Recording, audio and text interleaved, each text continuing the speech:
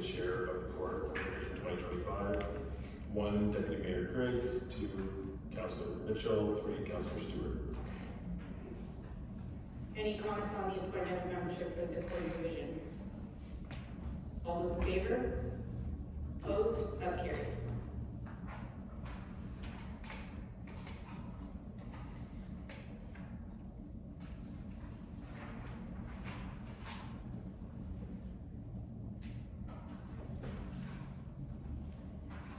And do we have a motion to move into Court of Revision? Councillor Stewart? Moved by Stewart, seconded by Finch, that the Court of Revision on the federal drain is now open at 9:34 a.m. All those in favor? Opposed? That's carried.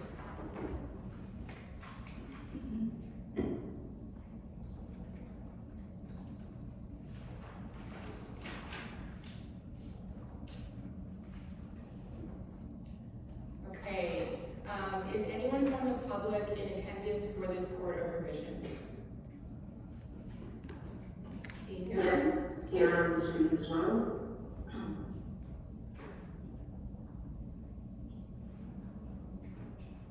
Okay. Representative Arch. Okay, thank you.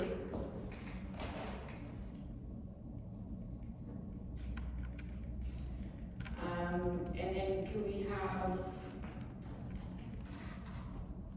sorry, any comment from the engineer on the report? No? Okay, If you have questions, I'm happy to answer. thank you. Questions from members of Court of Revision for the engineer? Seeing none?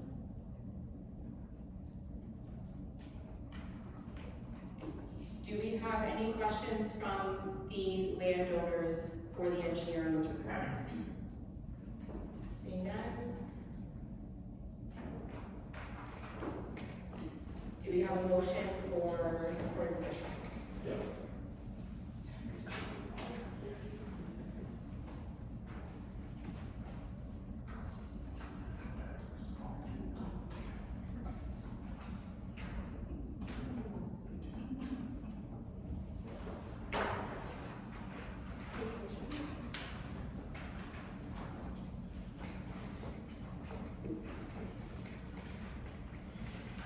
Moved by Stewart, seconded by Mitchell. Whereas the Council of the Township of Zorra provisionally adopted the report of Case Mark Associates Limited dated January 31st, 2025 for the drainage works known as the Federal Drain 2025 on February 19th, 2025. And whereas there have been no appeals that lands have been assessed too high or too low, nor that any road or lands have not been addressed, or that due consideration has not been given as to type or land use. Now therefore, the Court of Revision for the Federal Drain 2025 hereby confirms the assessment schedule as fixed by the engineer. Any discussion? Councilor Mitchell? Just a real quick comment. This is a bit of an unusual drainage application because there's no agricultural land involved, and there's only 4 groups paying for it, 3 companies and the township. So that I think simplifies things. The report was pretty clear what was going to be what's proposed to be done, and the benefits to the 2 companies involved. So, pretty easy decision to go forward with it with no appeals. It's good. Thank you. All those in favor? Opposed? That's carried.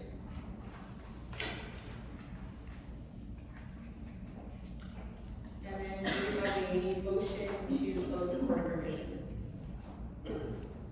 Moved by Stewart, seconded by Finch. Do you have to change the motion?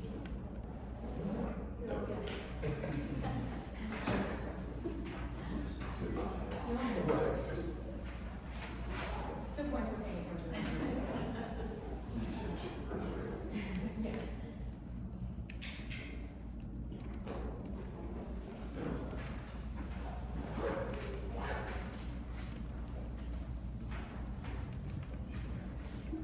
Try again. Moved by Stewart, seconded by Mitchell, that the Court of Revision of the Federal Drain is now closed. Council reconvenes at 9:38 a.m. All those in favor? Opposed? That's carried.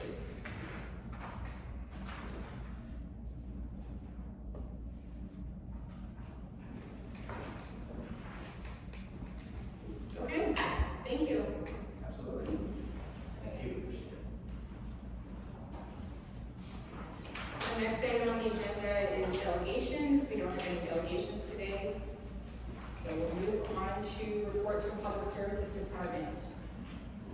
First report is road divisions. Report 2025-37 from Director of Public Services regarding roads division tender results. Who will be speaking to this report today? Is there anything that you'd like to highlight from this report? No, nothing else to add. Any discussion from council? No questions, but some discussion, and Steve's not here, but I want to thank him for his report for, once again, including the budget numbers, so that we can get a good idea of how these tender results, compare to what, we have budgeted for this work. And, just a quick look at the Pemberton Street, Ingersoll, Zorra share. There's a savings of $238,000. The Perth Oxford Road Zorra share is a savings of $111,000. And the asphalt pulverizing of Cobble Hills Road, Road 74, there's a savings of $30,000, which adds up to just under $380,000, under the budgeted $243,000, which is good news that we're saving that much money. But to me, it's also bad news because it's 40% under budget. And our staff has too much experience and knowledge to over budget by 40%. So what that means to me is that the economy of Southern Ontario is in bad shape right now. And that these companies, that there's not much going on in the private sector. And so these companies, and I'm glad to see Kevin nodding over there because he knows more about this than I do. These companies are scrambling to get work out of the public sector because that's basically what's going on. As far as infrastructure being built. And the popular thought right now is all our problems are being caused by Donald Trump. And Donald Trump is part of the problem, but Donald Trump is a predator. And predators only attack weak prey, and Canada's weak right now because of the policies of the government we've had for the last decade. And if the polls are correct and this government's going to get reelected, some of these companies that bid on these aren't going to bid anymore because they're not going to be around. And I know I'm not going in for a political tangent here, but my fear is what happens on the federal level is right now we're experiencing short-term gain from it, but if this continues, the long-term pain is going to be a lot worse. So that's my 2 cents. I know I'm bordering on getting overly political on something that's not municipal, but I'm really concerned right now of where we're headed as a country. And those numbers are great for now, but those numbers are too far out of whack from what's happened before to become, for me to be happy about that. Anybody else? We have a motion? Moved by Stewart, second by Finch, that report 2025-037 from the Director of Public Services be received and filed for information purposes only. Any discussion? All those in favor? Opposed? That's carried.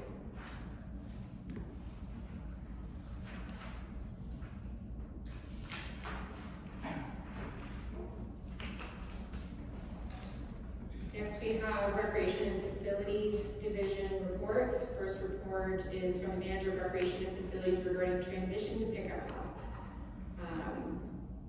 Manager Caldwell, would you like to add anything from your report? Nothing to highlight, I'll just take questions. Questions from council?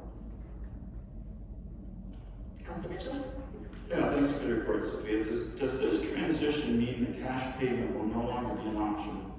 participating in the township drop-in program. Thanks for your question. Our long-term goal is to move cashless in our facilities for a number of reasons: convenience to participants and safety, streamlining processes for staff. But like with any change, we're going to be taking a very phased approach as we roll this out across our programming. So in the short term, we will still collect cash for our programs and then have staff on site for all programs to help educate participants and transition them to this new online process.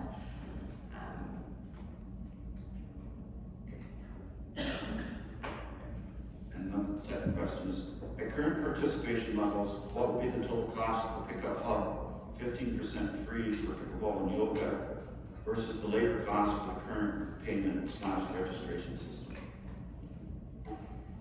So we're really confident that the current labor costs, or the new 15% transaction fee will be offset by the current labor costs that we are having to realize through the collection and counting of cash, taking it to the bank and reconciling it.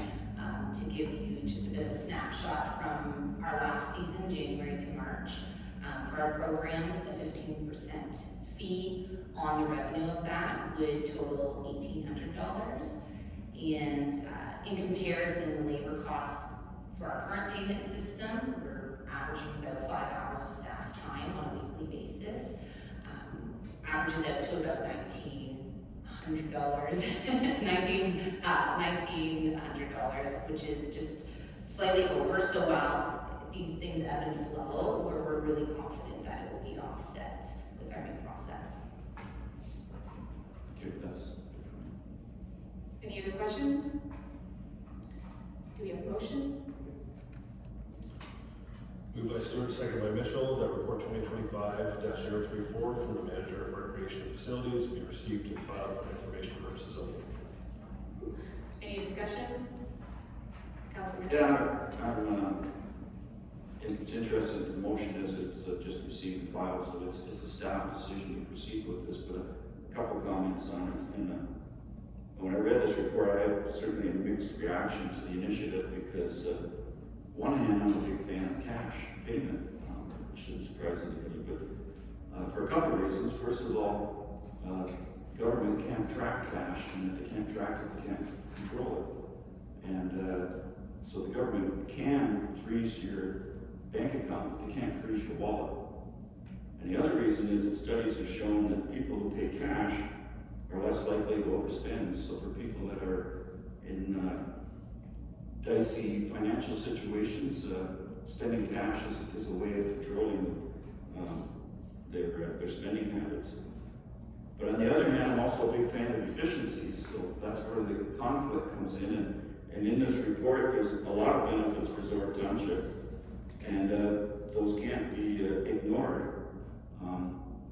Although the cost benefit, as Sophia just said, is minimal, but it does more than cover the fees that would be charged by this program. So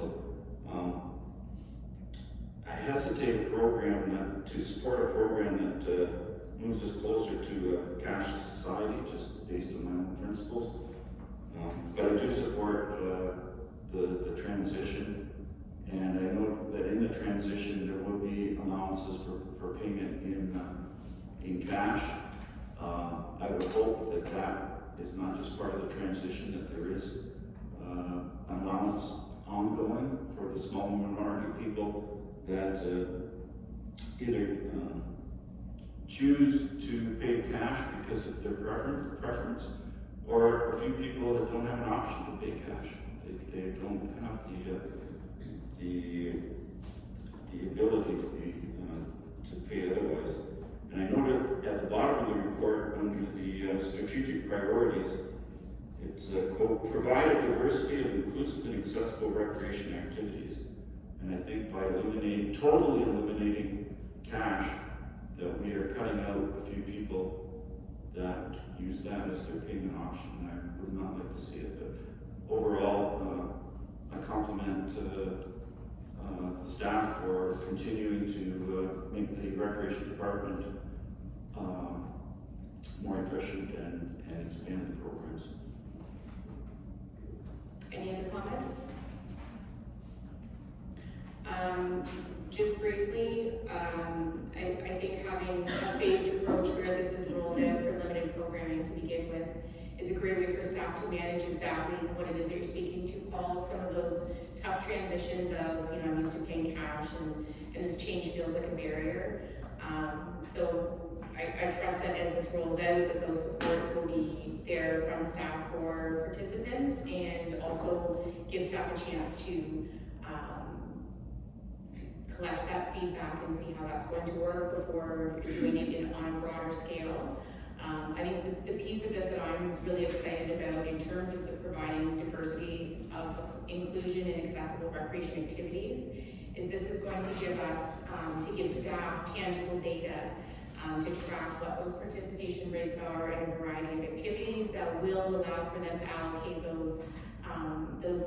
their staff time to see what other programs could be working and how to work with changes in the schedule to make sure that we're able to provide as much accessible recreation to residents. So, as always, I think the changes that have come in recreation, especially in the last year, have been very phased, and that method of allowing observation, measurement, and then coming back with adjustments where needed has served us very well.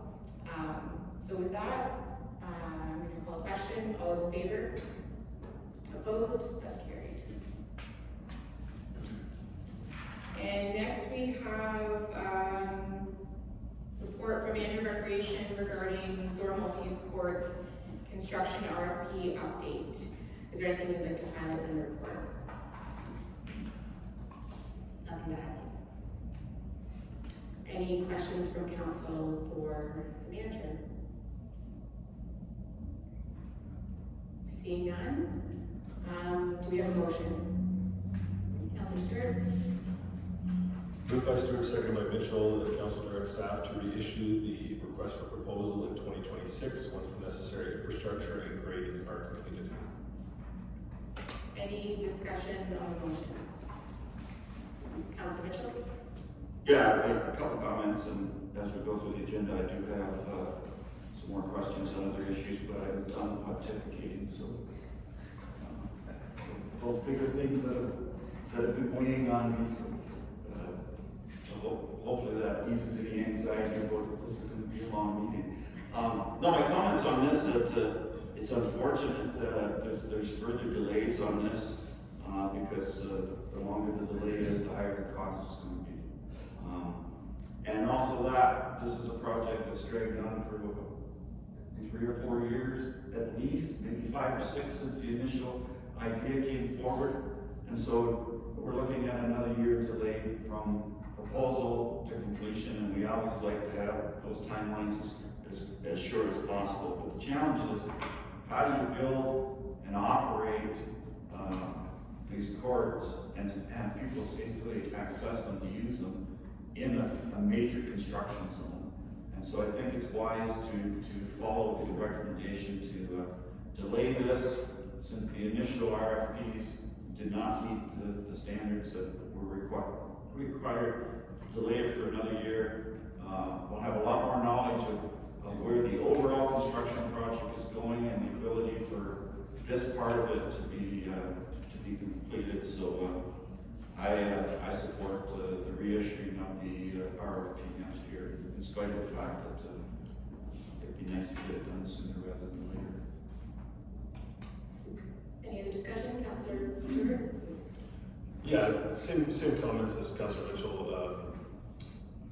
I think there's been a lot of hard work by the committee put into this project, and it would be great to see it go sooner than later. I know that there was discussion about it being, looking at an alternate location closer to the rec center.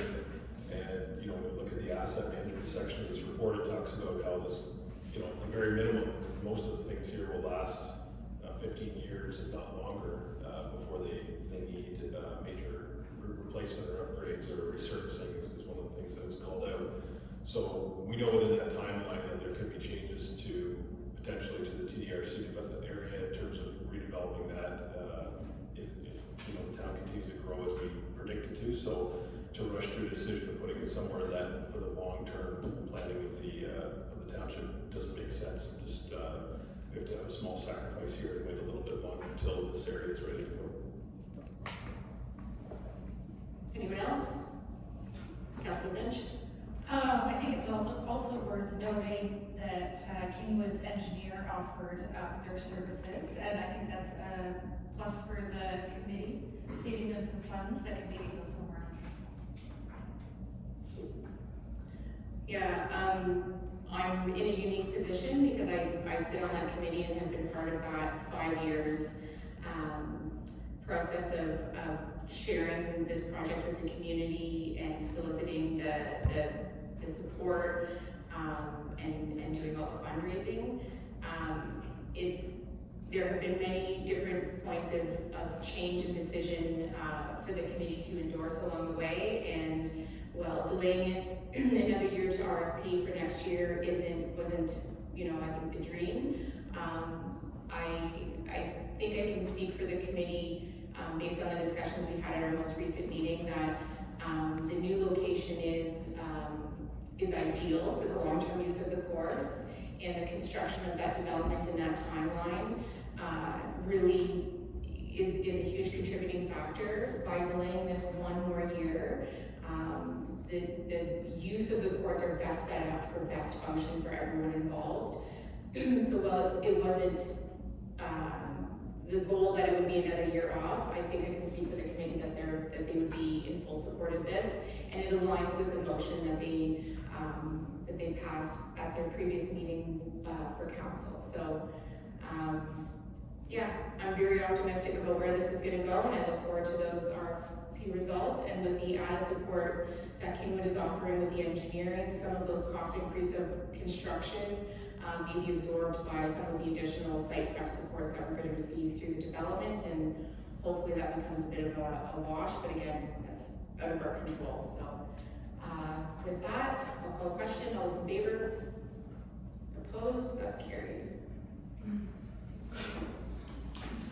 And one last report from Recreation, from the Manager of Recreation Facilities regarding ice allocation policy updates. Anything you'd like to highlight from the report? Yes, I think I'd just like to emphasize it is written at the end of this report here, but just again to acknowledge that the landscape of ice allocation is really evolving in real time right now, and there are policies coming out in surrounding municipalities within Ontario that are having legal review and third-party consultant review that should be coming out in the next month or so. So as a team, we're just keeping our fingers on the pulse of all of this change, and so while we're bringing this policy review today, it is meant to have some flexibility over the next few years as things continue to evolve. Any questions? Councilor Mitchell? Yeah, a question on the policy itself, and the last item is 12.1 last minute bookings. Who decides how much the discount would be, and what guidelines do they use? Thank you for your question. Last minute booking or ticket ice is commonly referred to, is a fee that's set out in our bylaw. The intention is that it would be a 50% discount rate from our non-prime fee. So currently it's set at $63 an hour. The intention there is just to see ice that's otherwise going to be sitting empty within the next 48 hours to incentivize the usage of it. So that fee will continue to increase as CPI does. But so that's why we kept it loose in the policy, but we added it there as information and housekeeping update. Any other questions? Do I have a motion? Councilor Stewart? Moved by Stewart, seconded by Mitchell, the council approve the amendments to the ice allocation policy 700-03 as identified in report 2025-042. Any discussion? Councilor Finch? I just wanted to comment, I appreciate that you put in that June 20th ICE allocation meeting. I think we've seen positive feedback from making that happen this year, so good job. Anybody else? Councilor Stewart? Yeah, just related to this report, and I guess maybe a comment related to the online booking payment system as well. We know that we have an upcoming asset that we're going to be sharing with the schools soon as well, and these steps sort of finding our allocation of facility policies and how we get collective payments for the same are going to really help sort out that as well and have a clear path forward, I think, for when we have that additional asset in place. Councilor Mitchell? I'd like to thank staff for including the policy and putting all the changes in red. It makes it easy to go through and see what changes are being made here when it's in bright red. Normally I don't like red ink, but in this situation it's good. So I want to say thanks for that. I support all amendments to the policy. The one that kind of jumped out at me was 2.1. It says the township recognizes the tax-based contribution provided by its residents toward the development and operation of recreation and sports facilities, and recognizes that residents will receive priority over non-residents in the allocation of facility time. And I think that's important to be in the policy because recreation is not all user paid, and there's significant dollars that come from residents, whether or not they use the facilities and programs. And so because of that, residents should have priority when it comes to scheduling things like ice time. And I'm glad to see that that is clearly put in there as part of the policy. And I want to thank Sophia and Allie for all the work they've done since they've come on board in the recreation department, specifically with ice time allocation. We've made tremendous advances in the last 2 years as far as ice scheduling, fairness, transparency, and efficiency. Ice is an expensive thing to provide, and maximizing our return on it is important, but doing it fairly is even more important. So I just want to recognize you and Allie for all the work you've done on that. Anyone else? Yeah, just to piggyback a little bit on what Councilor Mitchell. I have heard from many representatives from many different user groups on how thrilled they are with how this last year has gone and their optimism moving into next year. I think historically, people only reach out when they're not happy with something. So usually I hear from people because they're not getting what they want.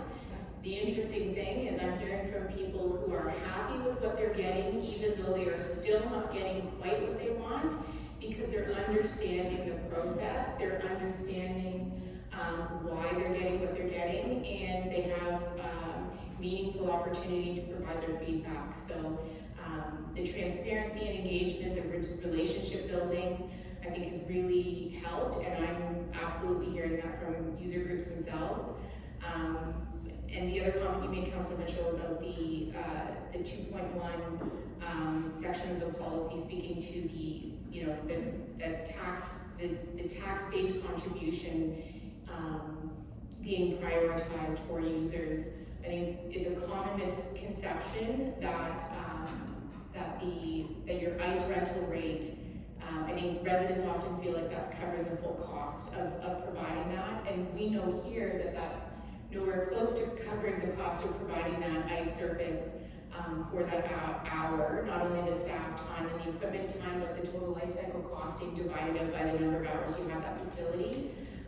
So because we know that, those fees collected, we realize there's a huge investment from Zorra Township as a whole to make that available. So it should be prioritizing those who are providing that subsidy for the facility. Previously, when that was part of the methodology of how we allocated ice, I think that created a lot of tension because users were not understanding sort of why certain groups were prioritized over others. And one last quick comment, I think, the piece that you highlighted at the beginning of the report, it's a changing landscape. all of our policy framework we're reviewing ongoing and expect to have updates, but I think this one has been very controversial because there's not nearly enough ice available across the province for all of the crushers to use it. So it's not a unique concern here in Zorra, but watching what's happening around us and continuing to build those relationships and connect with other municipalities with an intention that further changes will come. Too much change at once, we don't know how to anticipate and measure exactly all of the unintended consequences of change, so I'm really happy to endorse this today, to see some changes come to policy that are going to improve some things, knowing that other changes may be proposed in the coming years. So, with that, do you want me to read it again? Are we okay? We know what the motion was? Okay, all those in favor? Opposed? That's carried. Okay, so next section of the agenda is reports from corporate and protective services. We have no emergency services report, building, drainage, and bylaw services. From report from drainage superintendent regarding North Branch Merton Drain petition. Anything you want to highlight from the report? No thanks. Any questions from council or Director Martin on the report? Okay, do we have a motion? Moved by Stewart, second by Mitchell, that council receive and adopt the drainage petition signed by Andrea Van Dam, property owner of Part Lot 4, Concession 5, known as 395209 39 line, under Section 78 of the Drainage Act, RSO 1990, for improvement to an existing drain works. Any discussion? All those in favor? Opposed? That's carried. Now we'll move into financial services. First report from Manager of Financial Services regarding 2024 Annual Building Department Financial Report.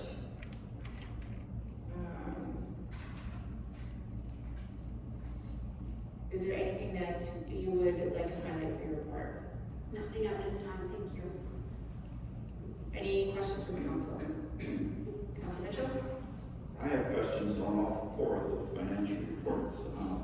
Not real deep questions, but whenever I look at financial reports and look at numbers, I always think, why? Why is that number what that number is? And I want to thank Kim and Nicole for the answers that they sent me, which gave me some good insight into the why on these. The first one's kind of a simple one on the building report, and there was a 9% increase of $22,000 in wages and benefits from 2023 to 2024. Is that due to employees moving up the grid, the salary grid, or were there other factors that came into that increase? Thank you. So 2024, our wages increased by CPI, which was determined to be 3.6%. In addition, you are correct, employees have moved up the salary grid as well. So those two combined factors have resulted in the increase. Any other questions? Do we have a motion?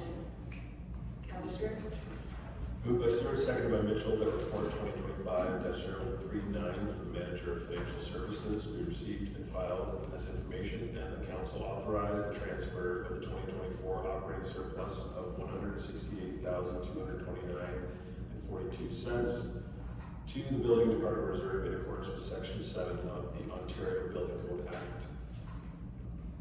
Any discussion? All those in favor?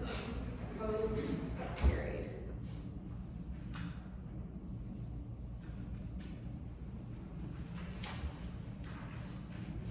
Next, we have a report from Financial Analyst Deputy Treasurer regarding 2024 tax adjustments.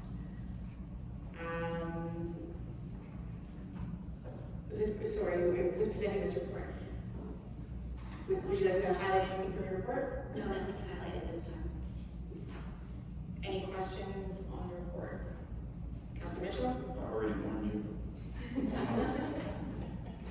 So, There's an increase in supplementaries processed last year by 267 from 425 to 158, so a huge increase. But the revenue only increased by 191,000.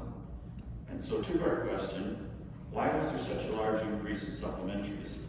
And second part, why was the increase in revenue not consistent with the increase in the number of supplementaries? So in first question, why was there such a large increase? That was mainly a result of all the new housing starts, for example, on Middleton Street, as well as MPAC getting caught up on all their building permits. Current year and prior year, a number of the building permits actually spanned over 3 years. So 2022, 2023, 2024, and which resulted in a lot more supplementaries this year. And then the second part, the number of subs doesn't always correlate directly with the dollar value raised. Each is individual, it's based on dollar values, assessment values, effective dates, and tax classes. Not all of them have full year effective dates as well, so we may have only had an adjustment of 1 or 2 months on some of them. So it's a lot more complicated than it looks at on one page. Thank you. Any other questions on this report? Do we have a motion? Counselor Stewart.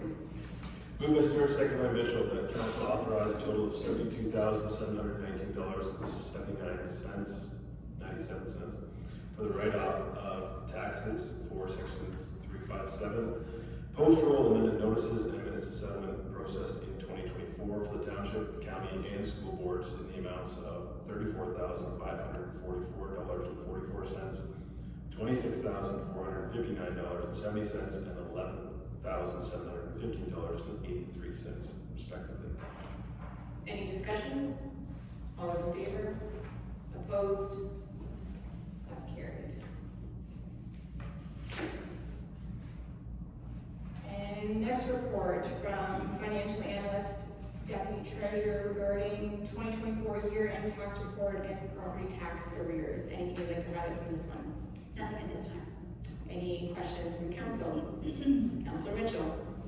Yeah, right at the end of the report, it's noted that there is one property that's going through the process of tax arrears. The question is, do we have an estimate of the market value of one property with the tax arrears certificate on file? Or will that value be established when the 1-year waiting period is up? We are unaware of the market value at this time. If sold, the municipality is only obligated to collect enough for the taxes owing. Market value is not determined at any time during the tax sale process unless it does not sell through tax sale, and the municipality determines if they want to take ownership or not. So I apologize because I didn't say this ahead. If we get to that point where the township decides whether we want to take possession or we want to proceed with the sale, is that a council decision or is that a staff decision? Council. Council decision, okay. Doesn't happen very often, so it's nice to know what the procedure is. Thank you.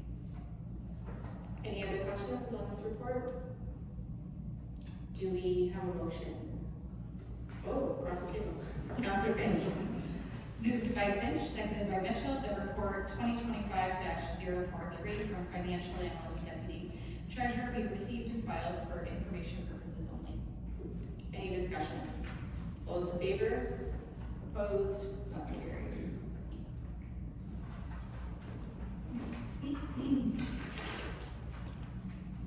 Final report from financial services, report from the manager of financial services regarding the 2024 development charges reserve fund annual report. Anything from your report you'd like to highlight? So on this report, I would like to highlight an error that was originally included on attachment 1.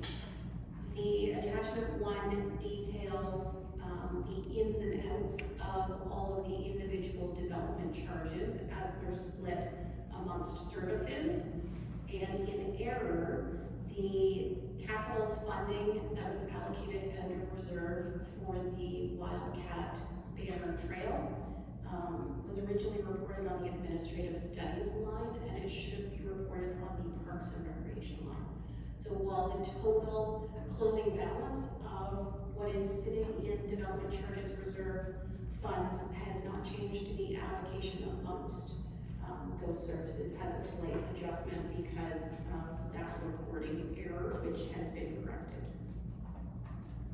Happy to take questions. Any questions on the report, Councilor Mitchell? Okay.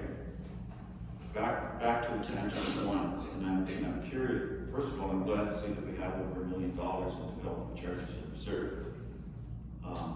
And I think you just said the Parks and Recreation total is correct at 462,000. No, so there's a slight change in that total. It's going from 462,195 Okay. down to 457,869 after pulling the trail portion from the correct. Okay, so it's a little bit lower, but not significant. It's Correct. $5 grand. Okay. So we're at 457, I think you just said, in that section. But then I looked at the draft capital budgets for this year, and we have 40,000 allocated for parks, and we did have 58,200 for the multi-use courts, which will be now shifted to next year's budget because we're delaying the RFP on that. And then next year is the big one. We have 1,863,000 under the for development charges funding for the possible co-build for the Thamesford Public School. So my question is, how do these numbers work out if we only have 460,000 in Parks and Rec, which I presume is the development charges that's available to go towards the gymnasium.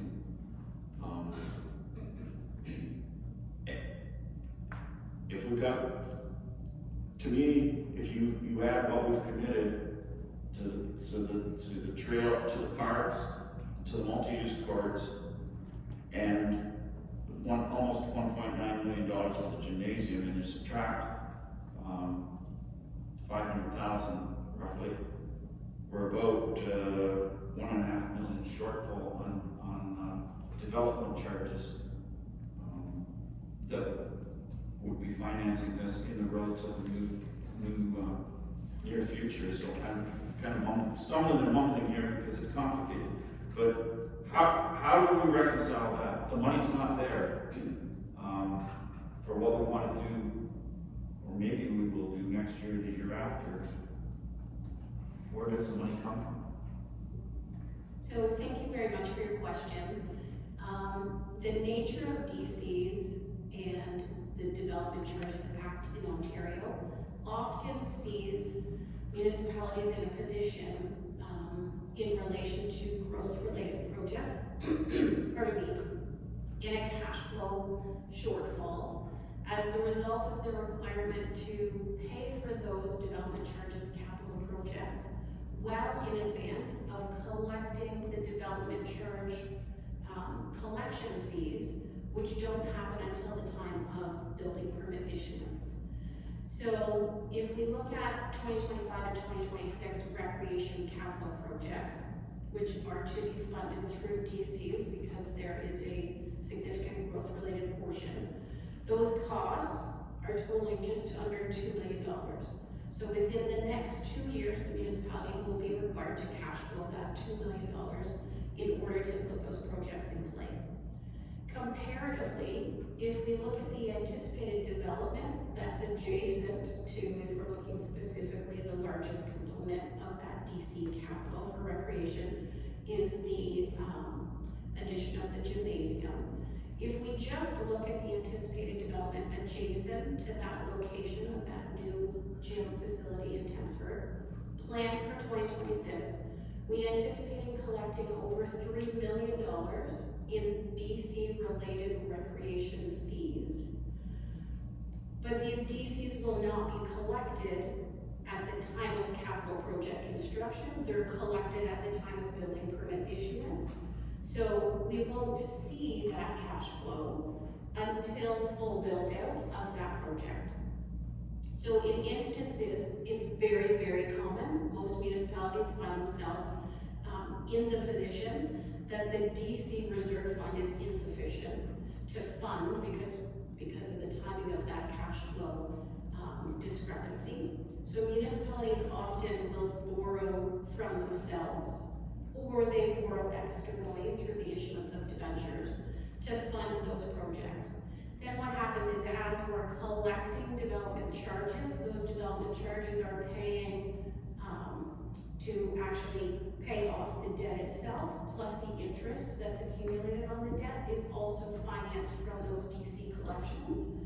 So when we do a DC background study, all of that timing, all of those interest and borrowing considerations are taken into account over kind of the course of the term of our DC bylaw. So while absolutely there's a cash flow issue, it's nothing that's not anticipated to happen regularly for municipalities. So, since we've already taken some of the monies we have in reserve to cover a little bit of this building, we're not in a position to borrow from ourselves, I don't think.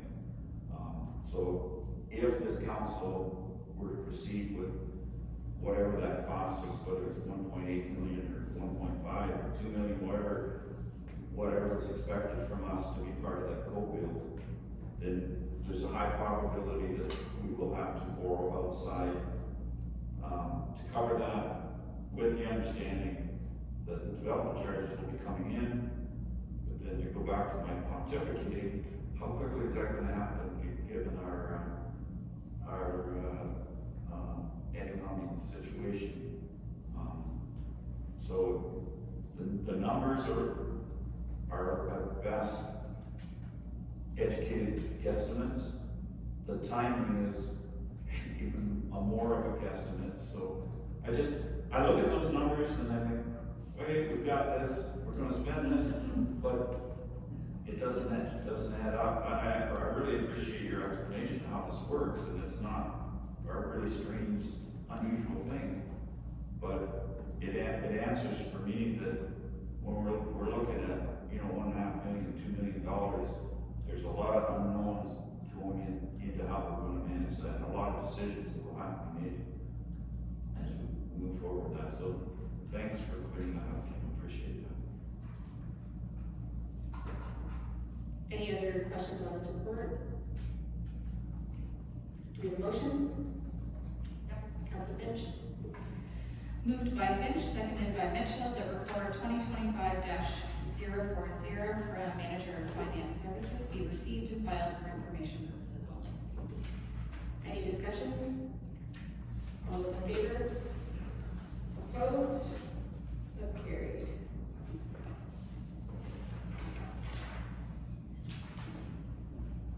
All right, next report from the Legislative Services. Report from Strategic Initiative Coordinator regarding removal of the Township Battery Collection Program. Is there anything you would like to highlight on your report? Not this time. Any questions from council?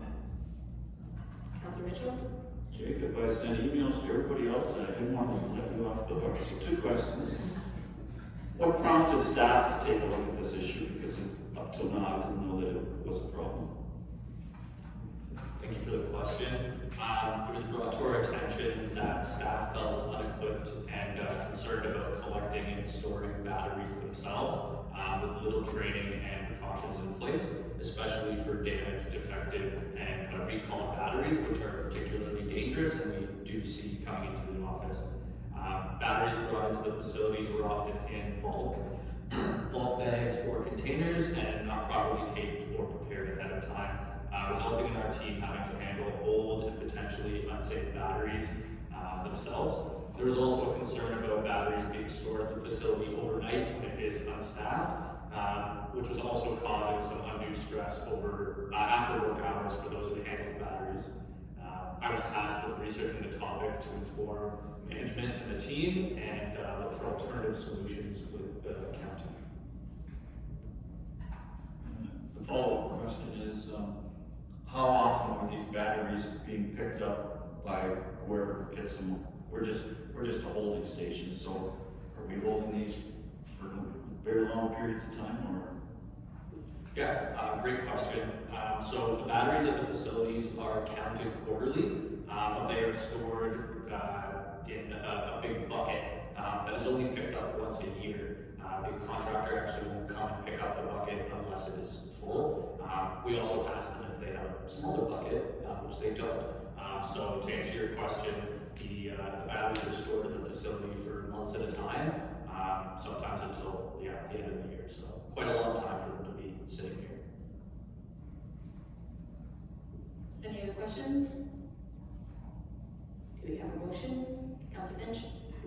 Moved by Finch, seconded by Mitchell, that report 2025-038 from Strategic Initiatives Coordinator be received and filed for information purposes only. Any discussion? Did you go? Sure. Councilor Finch? I just wanted to say thank you, Jacob. This report was very interesting and educational, so thank you. And, yeah, I support the ending of this service. Whenever you have staff expressing concerns about their own safety and concerns about the safety of facilities, I think it's important to act on those concerns and staff for doing so. It's a service that we provided, but the risks of providing it far outweigh any benefits. So, and it appears that the research has been done how we could alter the service to make it safe, and that those options are not available. So unfortunately, discontinuing the service is the only real option. Yeah, I love these kinds of reports where, you know, we started doing something for good reason at one point historically, and we just keep carrying it forward, and every once in a while, you know, whether it be initiated by staff, or in this case where there was a concern brought forward, to stop and say, okay, what are we actually doing here? What's changed? Is it accomplishing what it's intended to accomplish? What are the new moving pieces? So, you know, we get rhythms in how we deliver service and how we go about our lives, and these types of reports that sort of pause and measure and say, are we actually accomplishing what we were set out to? Have things changed? And be intentional moving forward. They're always great to see come forward. So great report. Happy that staff have methods of voicing those concerns and having them further investigated, and happy to have this change happen and have our facilities be safer for our users. So with that, I will, this was already read, we didn't vote on it. Call the question. All those in favor? Opposed? That's carried.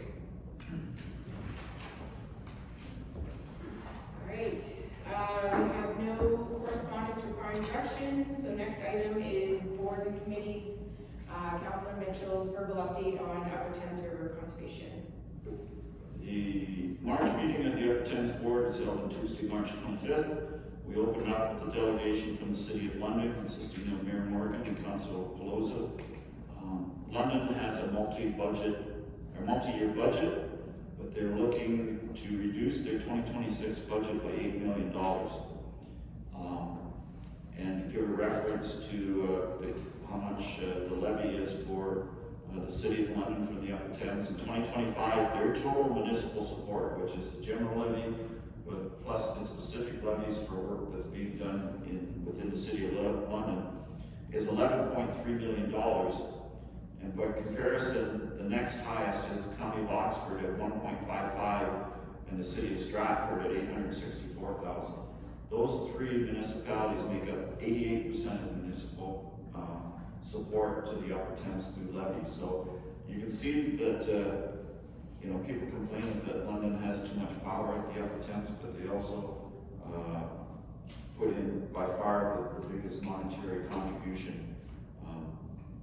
The request from the delegation was that the London staff and the mayor would work with the upper Thames to find savings to reduce their 2026 levy.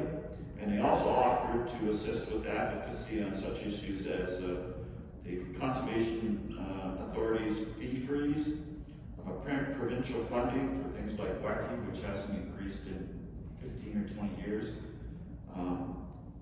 Also potential response to the tariffs that everybody's talking about now, and any other issues that they could be assisting with advocacy. We did pass a motion that staff continue discussions with the City of London and report to the Board of Directors in April. The next agenda item was a report on potential decommissioning of the Fullerton Dam. And for me, it was like deja vu of the Umbro Dam. Similar situation, similar conditions, similar options, and we're a little bit further along in the process, but they're just starting the whole process. We had a discussion paper regarding the Upper Thames engagement with area Indigenous communities, and it was about some of the things that they're doing to further that initiative. And there's $40,000 budgeted in 25 for staff time and training to carry that out. We had a report regarding the Upper Thames purchasing policy, which was a similar initiative to what we did. And Brian Petrie referenced the Zorra report in his comments. And basically what Upper Thames staff found was the same thing as our staff found. You just can't, first of all, there's not a whole lot of direct U.S. Involvement, but you can't, it's such a spider's web connection, you just can't sort things out. So we did pass a motion to amend the purchasing policy wording to say the Upper Thames prefers local supply. We had a fairly lengthy closed session talking about potential sale of land and how it is impacted by our new lands strategy.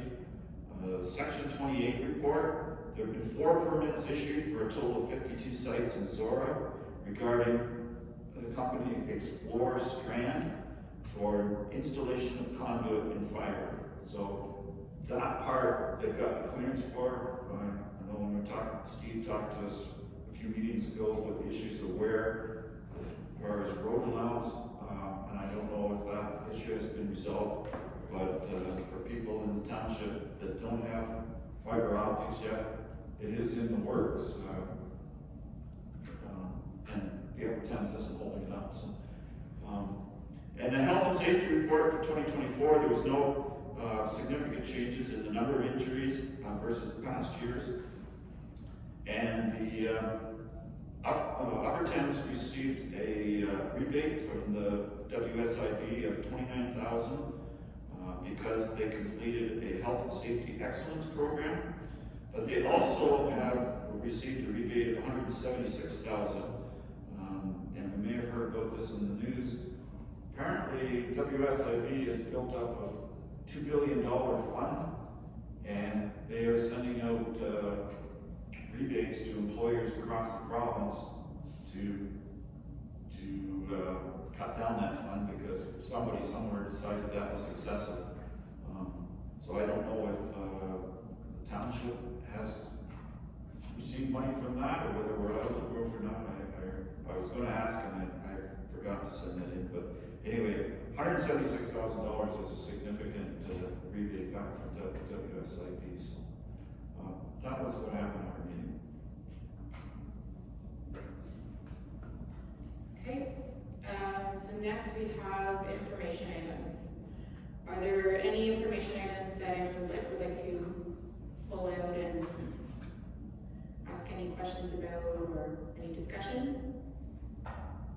Okay, do we have a motion? Councilor Mitchell? Moved by Councilor Mitchell, seconded by Councilor Finch, that items 12A to 12E be received and filed for information purposes only. All those in favor?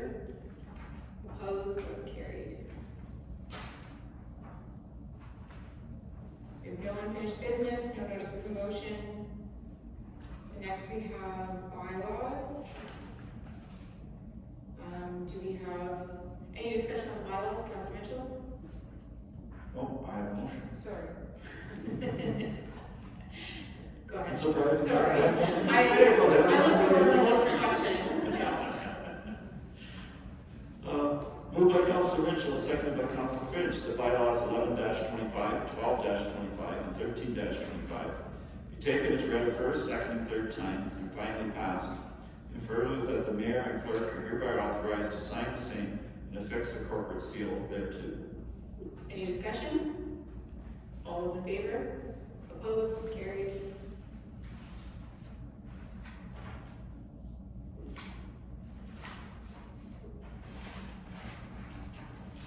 Next is items of community interest. Do any members of council have any items they would like to share? Councilor Finch? April 5th, the Caledonian Society is having their pub night at the Emperor Legion, 7 p.m. and tickets are $25. April 9th, Knox United Church is doing their drive-through pork chop barbecue. Tickets are $25 and this Thursday is the last day to get tickets for that. April 11th and 12th, Sherry Garner is doing her IMF Coffee Shop Theater at Thistle Theater. Friday, Saturday afternoon, and Saturday evening productions. And the Edinburgh Pond Association is hosting their Easter egg hunt on April 19th at 10 p.m. at the Edinburgh Pond. Anyone else? Councilor Mitchell?